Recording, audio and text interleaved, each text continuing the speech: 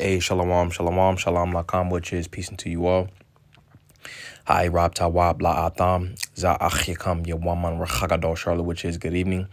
This is your brother Yawam from the GMS camp in Charlotte. Nachamatam Kaya Hamlakat Hashemayim Kwara, repent ye for the kingdom of heaven is a hand, call Halayim La La, Banawa Yahweh Bahasham Yahweh Shai, Bahasham Rocha Hakodash Wamashana, Laza Kwanim Dawa. Wamalakim Shorochagadol, is all praises to our Father Yahweh, which means he exists, Bahasham, in the name Yahweh Shai delivers in double honors to the elders and apostles of Great Millstone. Zayashaya, this is Isaiah chapter 13, and we'll get verse 1. And it says, the burden of Babylon, which Isaiah the son of Amos did see. All right. And his word for burden in the first verse, it says, Mash'ah. So it says, a load, a burden. It says, an oracle, an utterance. It says, figuratively, an utterance, chiefly a doom. It says a burden, prophecy. All right, so it goes into, a prophecy. All right, it goes into a prophecy. All right, it goes into an utterance, which is chiefly a doom. You see, because when you go into that burden, it ultimately entails of, something that's carried. So when the scriptures go into Maratayam, which Maratayam goes into double rebellion. All right, and that's another name for Babylon.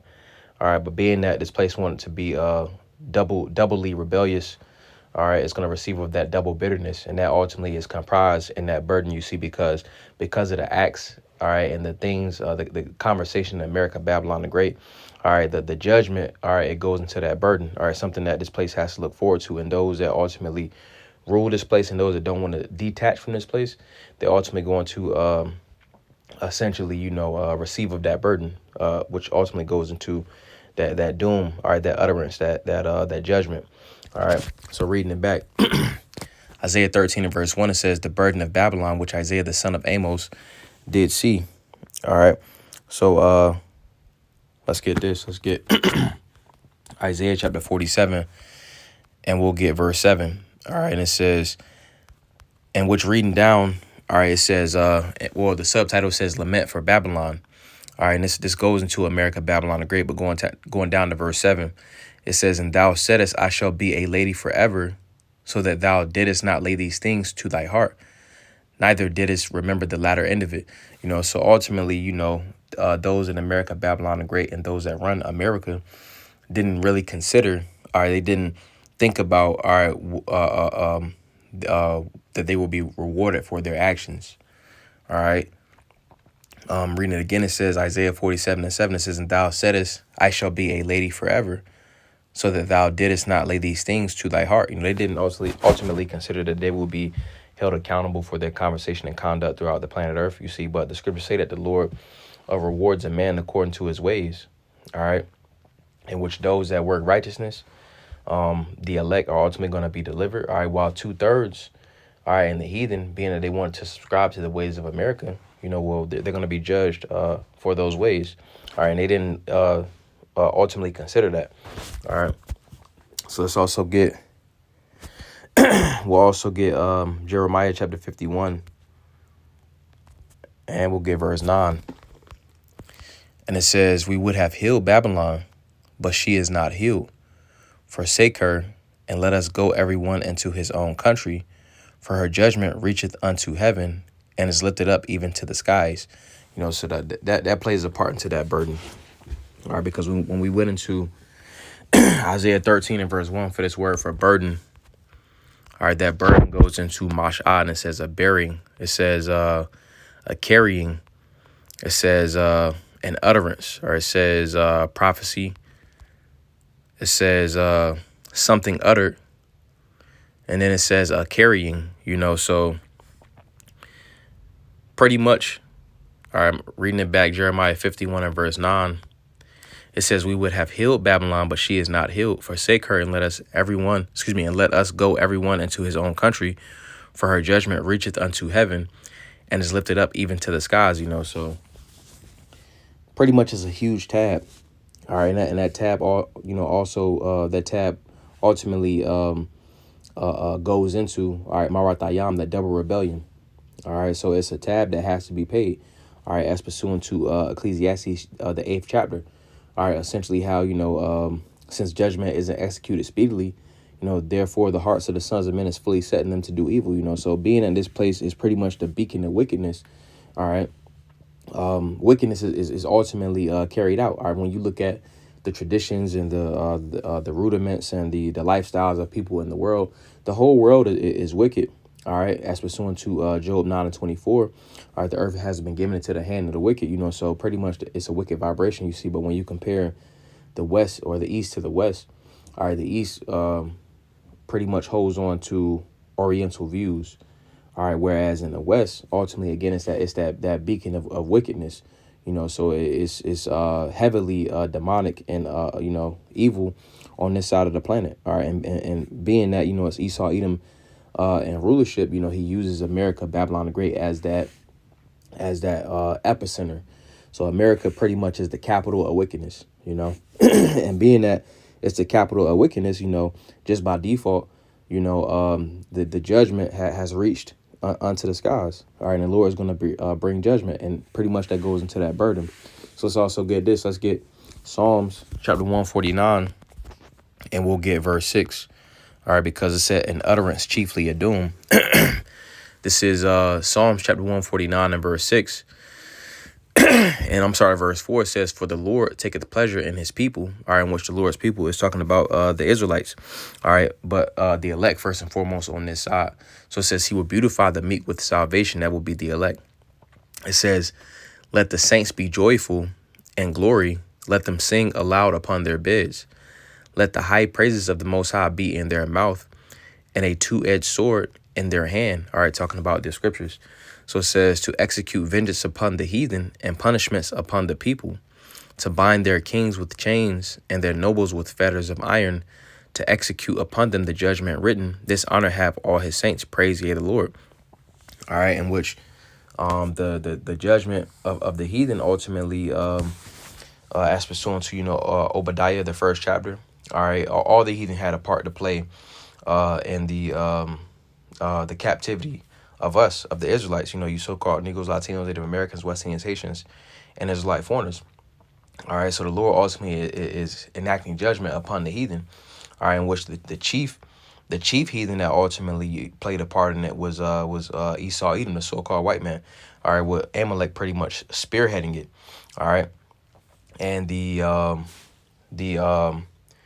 hegemony that ultimately had a heavy part to play in it, all right, was America, Babylon the Great. All right, as pursuant to Jeremiah, the 50th chapter. Let's get that real fast. Jeremiah 50. And right here it says a prophecy against Babylon. All right, so Jeremiah 50 and verse 33, and it says, thus saith the Lord of hosts, the children of Israel and the children of Yahweh that were oppressed together, and all that took them captives held them fast. They refused to let them go. So not only did, America ultimately act as that beacon of wickedness, all right, also, all right, they have enslaved us pretty much and taken us into themselves. All right, as scriptures say how they didn't essentially give us any rest to the ancient, roughly paraphrasing it in Isaiah the 47th chapter. So reading this back, Psalms 149 and verse 7 or verse 6, it says, let the high praises of the Most High be in their mouth and a two-edged sword in their hand, talking about the scriptures.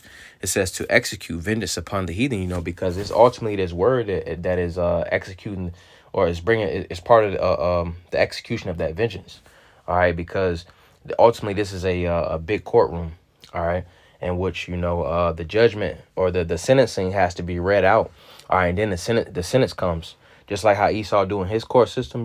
The charges will be read off. And then pretty much, not the victim, the suspect or the accused pretty much plays out, their sentencing after they have, pretty much been sentenced. So it's the same thing in a spiritual sense. That's why it says to execute vengeance upon the heathen, because ultimately it starts with this word that is executing vengeance upon the heathen. All right, in which they really can get, the full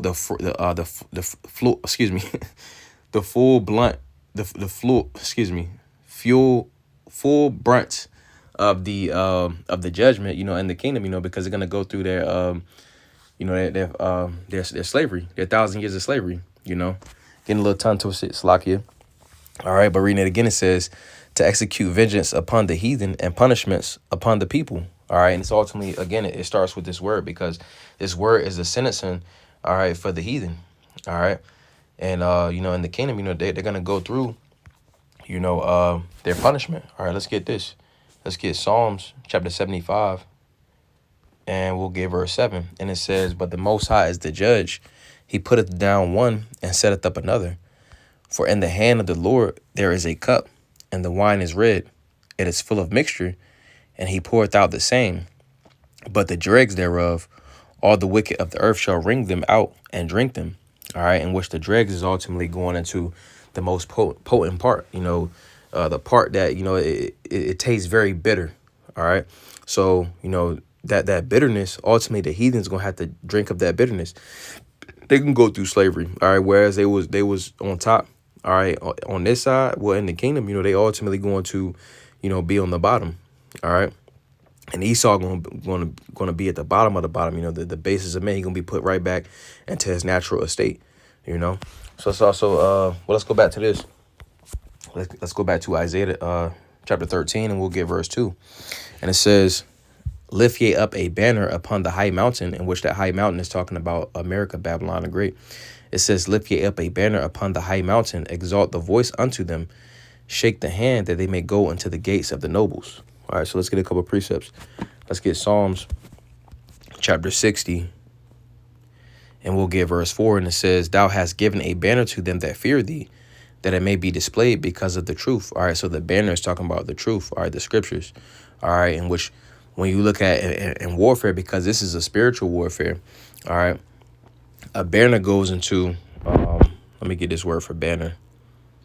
All right, and it says nas, and it says something lifted up, a standard, a signal, an ensign, a standard as a rallying point. And when you go into a rallying point, when in warfare, in actual warfare, when you see that flag up for your side, that gives you a sense of hope. All right, so being that, as pursuant to Jeremiah the 50th chapter and the 33rd verse, we essentially are captives, all right, in Babylon. So seeing that, we seeing that flag in the spirit, which goes back to the scriptures. All right, so that gives us some sort of hope. It gives us hope.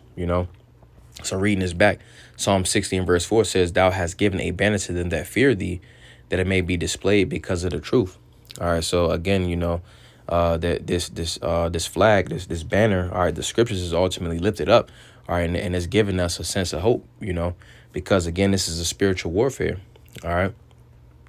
So going back to Isaiah 13 and verse 2, it says, "Lift ye up a banner," talking about the scriptures, "upon the high mountain, all right, America, Babylon the Great, exalt the voice unto them, shake the hand that they may go into the gates of the nobles." All right, in which this word ultimately has went out. Let's get this. Let's get Amos chapter 5, and we'll get verse 10.